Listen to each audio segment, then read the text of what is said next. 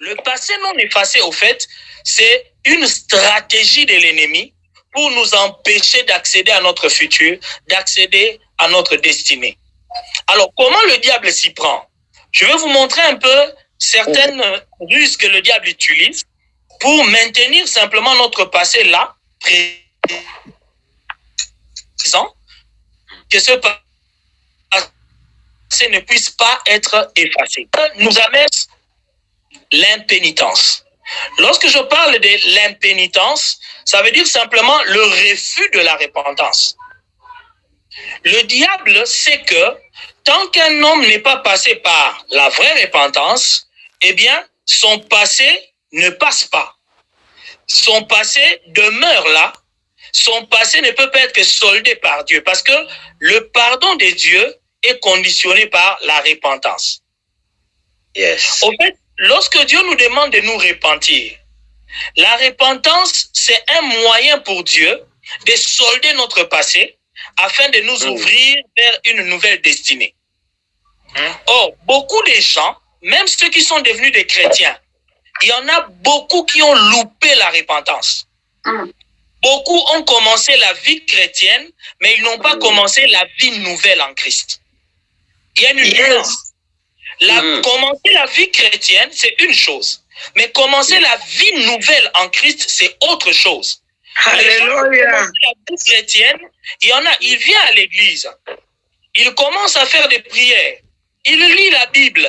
Mais il n'expérimente pas réellement la vie nouvelle en Christ. Très souvent, c'est parce qu'il a loupé le domaine de la repentance. Alors, la vraie repentance, c'est passe comment? La vraie repentance est simple. Ça commence par une prise de conscience de son état. Je vivais dans le péché, j'étais un pécheur, je ne reconnaissais pas Dieu comme le maître de ma vie. Je prends conscience de cela et je prends une décision. C'est la deuxième étape. Je me décide de changer de vie, de changer de direction. Métanoïa, repentance veut dire changement d'état d'esprit, changement de mentalité. Vous voyez? Alors, lorsque vous prenez cette décision-là, de changer de direction, de changer de vie, il y a une étape charnière qu'on appelle la confession. La confession, c'est quelque chose de très important dans la repentance, c'est-à-dire l'homme prend la décision d'avouer à la fois devant Dieu et même devant les hommes pour dire, autrefois, voilà ce que j'étais, voilà comment je me conduisais, voilà comment était ma vie, mais maintenant, j'ai pris la résolution de renoncer à cette vie mauvaise pour commencer une nouvelle vie en Christ. Amen. Cette étape-là de la confession dans la repentance est très importante parce que c'est la confession des péchés qui amène justement le pardon des péchés, c'est-à-dire l'effacement de ces péchés-là du passé. Voilà pourquoi la Bible dit par exemple, je crois dans Proverbe 28 au verset 13, Proverbe 28, 13 dit, « Celui qui cache ses transgressions ne prospère point, mais celui qui les avoue et les délaisse obtient miséricorde. » Je voudrais que vous prêtiez attention à la première phrase. On dit, celui qui cache ses transgressions ne prospère point. Prospérer veut dire aller de l'avant. Prospérer veut dire avancer. Et on dit que celui qui cache ses transgressions, donc ses péchés, autrement dit, celui qui ne les confesse pas, celui qui les dissimule, eh bien, il ne saura pas avancer. Il ne saura pas aller de l'avant. Alors, très souvent, lorsque nous abordons ce texte, quand on dit celui qui cache ses transgressions, ça nous encourage simplement à confesser devant Dieu, ce qui n'est pas une mauvaise chose. Mais vous serez d'accord avec moi qu'on ne cache pas ses péchés à Dieu. De toutes les façons, Dieu y voit nos péchés. N'est-ce pas? Il connaît nos péchés. Quand la Bible dit celui qui cache ses transgressions, ce n'est pas les cacher aux yeux de Dieu. Pas du tout. Cacher ses transgressions ici, c'est le fait de ne pas vouloir dire aux gens qui on était. Comment était votre vie passée? Parce que lorsque vous dites aux gens que voilà, avant de connaître Christ, ma vie était comme ceci, ma vie était comme cela, je vivais comme ceci, je faisais ceci ou cela, les gens seront curieux de voir, est-ce qu'il a réellement abandonné ça? Est-ce qu'il a cessé de vivre comme ça? Qu'est-ce qui a vraiment changé? Voyez? Alors, beaucoup de gens, en ratant cette étape-là de la repentance, la vraie repentance, qui passe par cette confession sincère de qui on était, de ce qu'on faisait, de comment était notre vie, beaucoup de gens, en ratant cela, ils ne sont pas parvenus à la vie nouvelle en Christ. Dieu n'a pas pu faire des choses nouvelles dans leur vie. Et ces personnes-là restent accrochées à leur ancienne vie, tout en étant dans l'église, tout en se disant chrétien. Amen. Yes. C'est ça qui fait que dans nos églises, dans la plupart de nos églises, nous nous retrouvons avec des gens qui aiment Dieu certainement, qui sont là, qui aiment servir Dieu. Mais ces personnes-là n'expérimentent pas la vie nouvelle. Pourquoi? Amen. Parce que ces gens n'ont peut-être même pas la force de venir dire, pasteur, je voudrais partager mon témoignage avec les autres. Je voudrais dire aux gens ce qui s'est passé dans ma vie, comment Jésus a changé ma vie. Frères et sœurs, je vous encourage à partager votre témoignage, à partager ce que Jésus a fait dans votre vie. Dites aux gens comment est-ce que Jésus a changé votre vie. Dites aux gens ce que vous étiez avant de connaître Christ et ce que vous êtes devenu après avoir connu Christ. Lorsque vous faites cette confession-là, publique, parce que c'est ce que Paul disait à Timothée, il dit, je te félicite d'avoir fait une confession même publique, de dire aux gens ce que vous étiez. Ça encourage Dieu à commencer des choses nouvelles dans votre vie. Ça encourage Dieu, parce que c'est une manière de dire à Dieu, j'ai soldé cette vie-là. J'ai soldé cette vie du péché. J'ai soldé cette vie du monde. Maintenant, je veux commencer la vie nouvelle en Christ.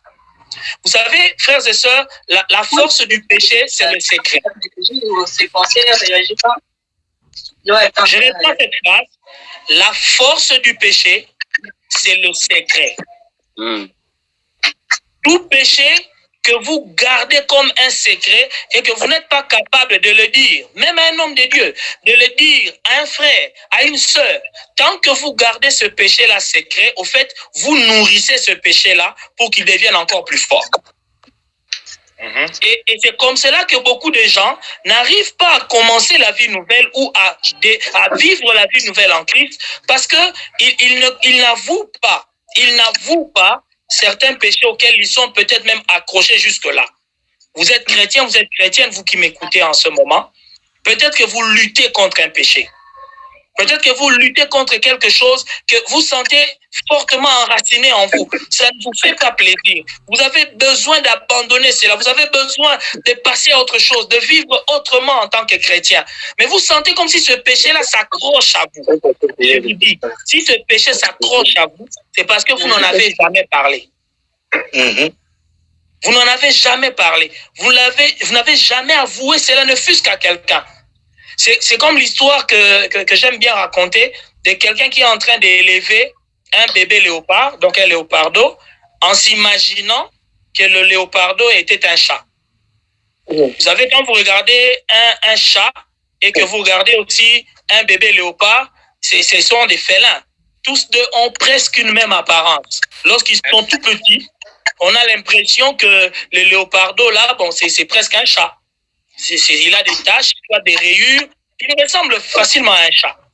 Mais si vous laissez ce léopardo-là prendre du temps, le nourrissez, ce léopardo va finir par devenir un grand léopard, et le jour où vous serez incapable de le nourrir, il va vous bouffer. Il va vous dévorer. Et le péché est exactement comme ça. Tant que vous gardez ce péché en vous, c'est comme si vous êtes en train de l'élever. Et chaque fois que vous commettez ce péché et que vous n'avouez pas, vous commettez ce péché, vous n'en parlez pas, vous êtes en train de le nourrir. Ce péché-là est en train de grandir. Ce péché est en train de devenir un grand léopard et finalement, il va vous dévorer. Et lorsque ce péché vous aura dévoré, vous serez incapable de passer à autre chose. Vous serez incapable de vivre la vie nouvelle en Christ. Alors moi, ce que je vous demanderai, frères et sœurs, évitez l'impénitence. Un vrai chrétien doit mener une vie de repentance permanente pour passer à de nouvelles choses. Si vous voulez que de nouvelles choses arrivent dans votre vie, dès que vous remarquez un ancien caractère, un ancien péché, quelque chose qui normalement normalement devait être dans votre passé, mais qui ressurgit dans votre présent, avouez-le. Parlez-en. Allez vers un homme de Dieu, allez vers un frère. Dites à ce frère, frère, prie avec moi, aide-moi. Il y a tel péché qui s'accroche à moi. Je tombe souvent dans tel problème. Comme vous en parlez, eh bien, Dieu va régler ce péché-là. Il vous aidera à faire passer cette histoire de manière à ce que quelque chose de nouveau arrive dans votre vie. Le diable, bien aimé, il vous permettra d'aller à l'église. Il vous laissera prier. Il vous laissera lire la Bible. Tant que votre vie ancienne demeurera présente en vous, le diable vous laissera tranquille. Il vous laissera tranquille. Il vous laissera aller à l'église. Parce qu'il est sûr et certain que tant que vous n'avez pas réellement changé, tant que votre vie ancienne est là, eh bien, la vie nouvelle en Christ ne viendra pas. Les choses nouvelles de Dieu ne viendront pas. Donc, le diable vous laisse tranquille. Mais dès que vous prenez la résolution de dire « Toutes les choses anciennes dans ma vie doivent passer », ça doit s'effacer, alors le diable craindra parce qu'il sait que les nouvelles choses viendront. La deuxième chose que le diable utilise pour maintenir notre passé, c'est la culpabilité. Est-ce que quelqu'un peut dire avec moi la culpabilité? La culpabilité. Très bien. La culpabilité. Je veux simplement que vous les répétiez pour que je sache que vous êtes là et qu'il y a un feedback. Yes. Amen, on est là vraiment. On est là. Amen. Amen, La on te suit. culpabilité, c'est On est là, mais une des choses que le diable utilise. mais on est là. C'est une des choses que le diable utilise pour nous empêcher d'accéder aux nouvelles choses avec le Seigneur. La culpabilité, c'est quoi? C'est au fait une condamnation permanente de nos erreurs du passé. Je crois que chacun de nous, tel que nous sommes là, si tu utilises un petit rétroviseur pour voir toute ta vie passée, bon, si tu as à peu près mon âge, moi je suis déjà dans la quarantaine, les années passent vite. Lorsque vous regardez un peu votre rétroviseur, vous pouvez commencer vous-même à identifier combien d'erreurs vous avez commises dans votre vie passée. Vous pouvez vraiment réaliser cela. Et je peux vous assurer que le diable s'arrangera toujours à mettre un rétroviseur devant vous pour que vous vous rappeliez toujours de vos erreurs du passé. Le diable, au fait, c'est vraiment un agenda, c'est quelqu'un qui a une mémoire d'éléphant. Le diable n'oublie rien. Et il viendra toujours vous rappeler votre passé, tout le temps. Il ne s'empêchera pas de le faire. Dieu, par contre, dans sa parole, il nous a dit dans Hébreux 10, au verset 17, il dit « Je ne me souviendrai plus de leurs péchés, ni de leurs iniquités. » Dieu, quand il nous pardonne nos erreurs, il l'oublie. Maintenant, posez-vous la question, pourquoi est-ce que Dieu, quand il pardonne, il se donne la peine d'oublier? Parce qu'il sait que tant qu'il n'oublie pas nos erreurs du passé, il ne sera pas motivé de faire pour nous de nouvelles choses. Il ne sera pas motivé de faire pour nous de bonnes choses. Mais le diable aussi le sait. Lorsque le diable nous rappelle toujours nos erreurs du passé, même si tu as demandé pardon, même si tu as demandé la grâce et la miséricorde de Dieu, le diable viendra te dire, tu es indigne de la grâce, tu es indigne que Dieu te bénisse, tu es indigne que Dieu te visite, regarde ce que tu avais fait, regarde ce que tu avais fait. Et le poids de cette culpabilité sur notre cœur nous empêche de passer à autre chose. Je vais essayer d'illustrer cela de manière tout à fait pratique. Amen. Je connais quelqu'un, une sœur, avec qui nous avions évolué beaucoup d'années de cela, dans un petit groupe de prière. Et cette sœur-là, malheureusement, qui était une bonne chrétienne, craignant Dieu, c'était une sœur vraiment engagée, qui avait des dons spirituels magnifiques. Malheureusement pour cette sœur, il lui est arrivé de tomber dans l'impudicité avec un homme. Et la toute première fois qu'il tombe avec un homme, elle tombe grosse, immédiatement. Quand elle tombe grosse, elle habitait chez sa grande sœur. Sa grande sœur dit, écoute, si mon mari apprend que toi, ma petite sœur, tu es tombée enceinte ici dans sa maison, ça va créer des problèmes. Il faut absolument que nous puissions faire avorter cette grossesse. La grande sœur amène la petite sœur pour faire un avortement. Alors, la sœur étant chrétienne, elle s'est dit, non seulement j'ai commis l'impudicité, mais j'ai avorté. Donc, j'ai tué un homme. Et à cause de cette culpabilité, elle a fui tout simplement le groupe, elle a fui tout simplement l'église. Et nous avions constaté simplement que notre sœur ne venait plus dans nos réunions, dans nos rencontres. Elle a totalement disparu. Et nous avons commencé à faire un peu un suivi pour chercher à comprendre, mais pourquoi est-ce que la sœur ne vient pas? Je n'oublierai jamais ce que cette sœur nous a dit le jour où nous l'avons rencontrée finalement. Elle nous dit, écoute frère Patrick, je ne vois pas pourquoi je dois encore prier, parler de Dieu, invoquer Dieu, parce que je suis sûre et certaine que j'irai en enfer. Pour moi, c'est déjà tout arrêté, tout tracé. Mon enfer est déjà garanti. Et je lui dis, pourquoi tu dis ça? Il dit, mais moi, je prêchais aux autres. C'est moi qui exhortais les autres filles de ne pas courir avec les garçons, de ne pas vivre dans l'impureté. C'est moi qui prêchais aux autres de ne pas vivre selon les choses du monde. Maintenant, c'est moi qui commets l'impudicité. Non seulement je commets l'impudicité, mais je commets un meurtre. Je fais un avortement. Il dit, en tout cas, je préfère être loin de Dieu. J'ai l'impression que si je venais même prier, Dieu peut me châtier comme ça dans sa présence. Il peut me tuer. Et cette sœur bien-aimée n'arrivait pas à croire que Dieu pouvait pardonner cette erreur-là. Ça nous a pris du temps, je vous assure, pour essayer de persuader cette sœur. Oui, tu as commis une erreur, une vraie bêtise. Cela n'a pas plu à Dieu. Mais si tu te répands sincèrement, Dieu pardonne et Dieu peut oublier cela. Amen. Mais vous savez, lorsque vous tombez dans une erreur pareille, croyez-moi, le diable ouvre son dossier, il ouvre son carnet noir, votre casier judiciaire, il note ce grief-là et il vous rappellera ce grief-là presque chaque jour. Il y aura des moments où vous vous mettez à genoux, vous voulez prier, vous êtes à genoux et vous entendez un prédicateur dans votre tête, et c'est le diable, il commence à vous dire, qu'est-ce que tu veux faire? Tu veux prier? Oh, écoute, laisse tomber. Qu'est-ce que tu veux faire là? Tu penses vraiment que Dieu va t'écouter avec ce que tu avais fait, avec ce que tu as commis? Oh, laisse tomber. Il va te décourager même de prier. Le diable est un prédicateur de la condamnation. Il prêche très bien ce message-là. Il le prêche tellement bien qu'il nous rappelle toujours nos erreurs du passé. Et je voudrais dire à quelqu'un qui m'écoute ce soir, frère, sœur, Dieu nous a donné deux yeux. Regardez bien comment il a placé ces deux yeux-là. Il les a placés devant nous. Il y en avait deux. Dieu aurait pu mettre un œil devant et un autre œil derrière pour nous permettre de voir ce qui vient derrière nous là-bas. Mais Dieu a pris les deux yeux, il les a placés devant nous. Comme pour nous dire, regardez toujours de l'avant. Amen. Il ne nous a pas donné des rétroviseurs. Nos véhicules ont des rétroviseurs, mais l'être humain, Dieu ne lui a pas doté des rétroviseurs. Alors faites attention.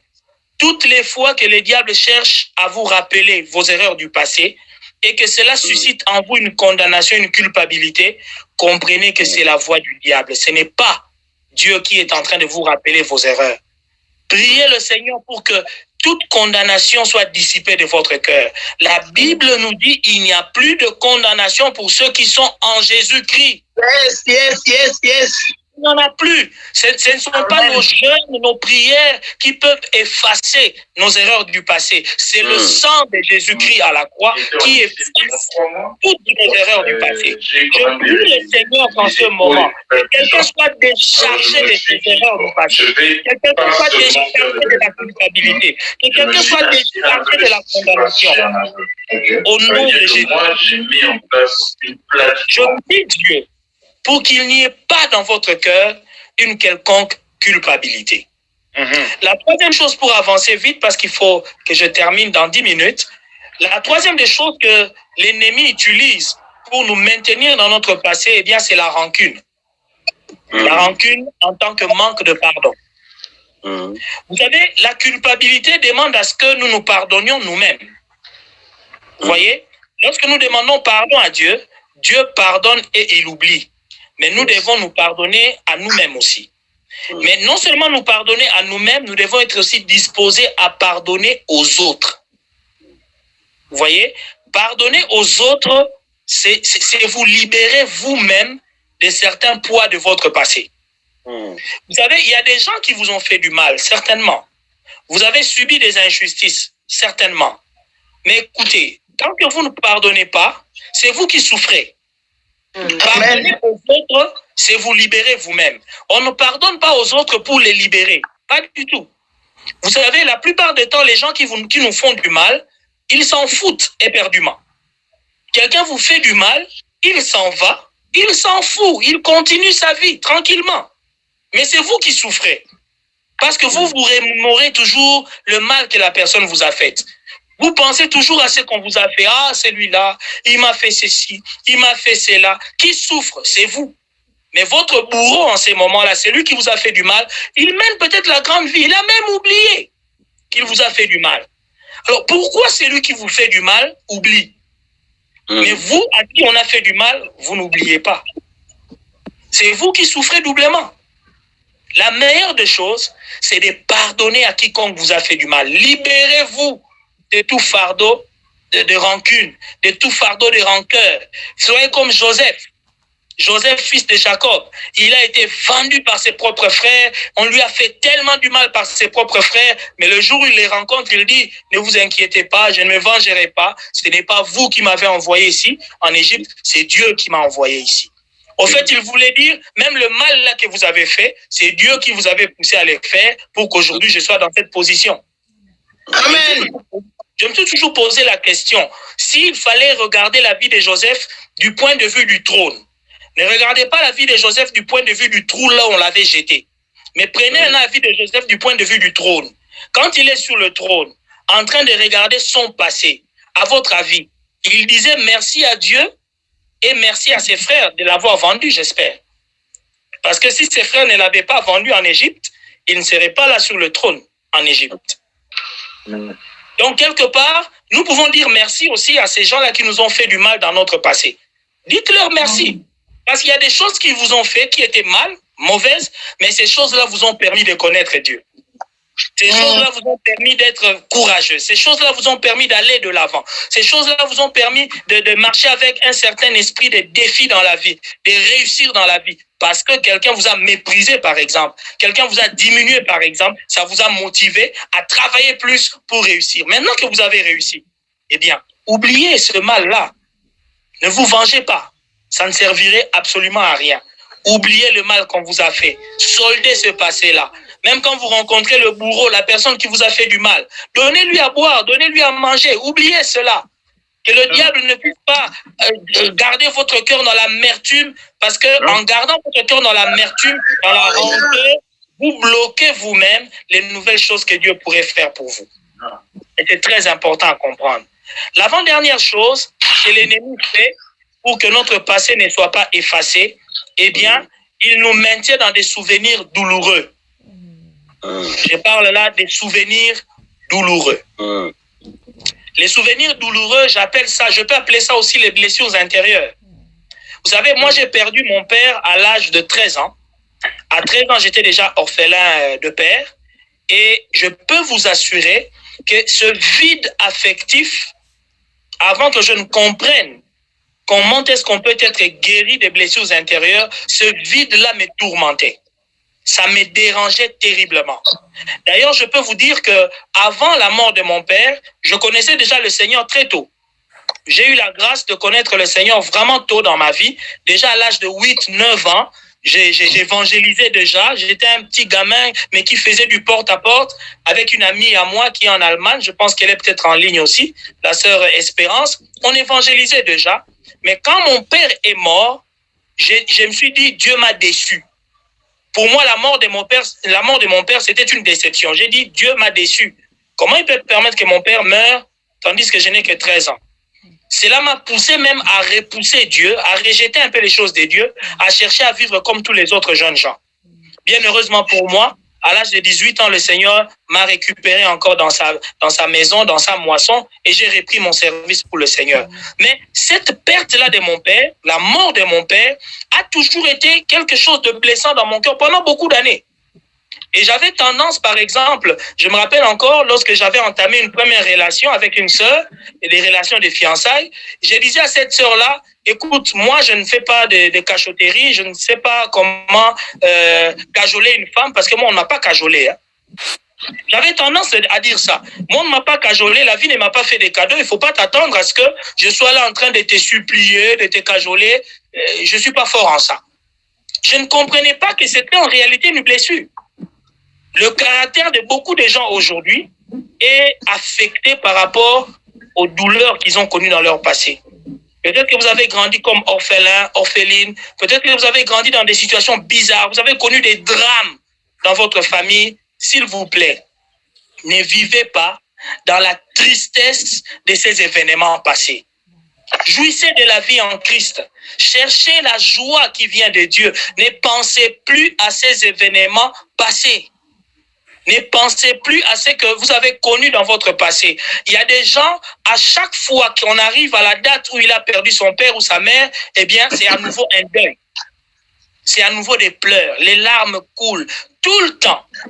On se morfond par rapport aux douleurs du passé. Bien-aimé, lorsque tu continues à pleurer ton père ou ta mère, qui est déjà parti, qui nous a quittés par exemple, ça empêche Dieu de te donner de nouveaux pères et de nouvelles mères. Pendant qu'il y a une promesse pour ça. Le Seigneur a dit, celui qui a quitté son père et sa mère pour l'évangile, il aura des pères, il aura des mères.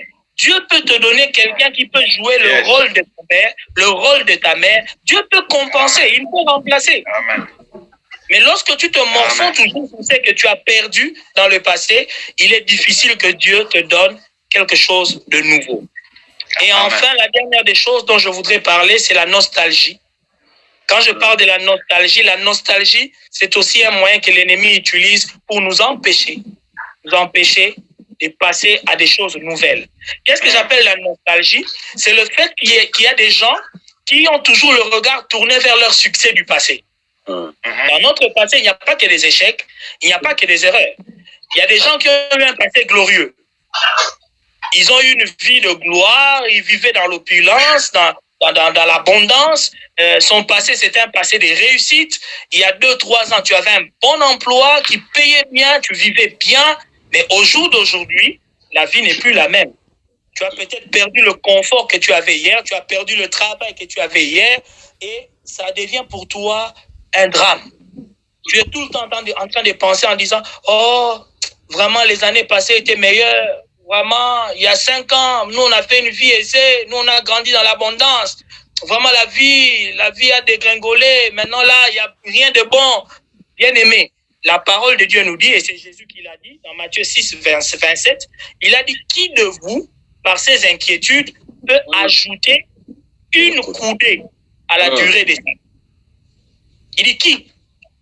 Tes inquiétudes, bien-aimés, tes soucis n'ajoutent rien par rapport à la durée de ta vie. Cela veut dire, le fait que tu sois nostalgique, que tu aies des soucis, des inquiétudes par rapport à un bien-être que vous aviez dans le passé, cela n'améliore en rien votre futur, cela n'améliore en rien votre destinée. Vous voyez, passer une nuit en train de se morfondre dans les soucis et les inquiétudes, ça n'arrange pas votre futur. Au contraire, ça peut vous provoquer des maux d'estomac, ça peut vous provoquer de la tension artérielle et votre futur risque d'être compromis parce que vous tomberez malade. Ça ne sert à rien d'être nostalgique. Au contraire, dites-vous, Dieu peut me restaurer et la mesure restaurée est toujours supérieure à la mesure perdue. Si tu es un Job, alors ne pleure pas ce que tu as perdu parce que Dieu peut te donner le double de ce que tu as perdu. Amen. Vous voyez? Tant que vous avez les yeux fixés sur la gloire du passé, vous risquez de manquer la dernière gloire de la maison qui sera normalement plus grande que la première. Vous voyez, Dieu nous prépare toujours une plus grande gloire tant que nous ne restons pas accrochés à la première gloire. Et c'est valable même dans le ministère. Tu es serviteur de Dieu. Autrefois, tu avais l'onction, le ministère avançait bien, tout allait bien. Aujourd'hui, tu sens comme si tu as perdu certaines choses. Croyez-moi, bien-aimé. Ne garde pas tes yeux fixés sur les succès du passé, sur la gloire du passé. Il y a une plus grande gloire qui t'attend dans l'avenir. Donc, bien-aimés dans le Seigneur, faites attention. Nous devons solder notre passé. Je prie Dieu ce soir pour que quelqu'un fasse un vrai shift. Je prie Dieu ce soir pour que quelqu'un puisse vraiment traverser de l'autre côté, quitter le camp du passé pour commencer à avoir les yeux fixés vers son futur. Parce que Dieu a dit, je veux faire une chose nouvelle. Et il te pose la question, ne la connaîtrez-vous pas? Il te pose la question, est-ce que tu ne veux pas connaître ce que je veux faire? Or, si tu veux connaître ce que Dieu veut faire de nouveau, alors solde le passé. Oublie ce passé-là et que le Seigneur vous bénisse chacun d'entre vous. Oh, amen, amen, amen. Est-ce qu'on peut acclamer le Seigneur? Il y a quelqu'un qui peut acclamer le Seigneur là où se trouve.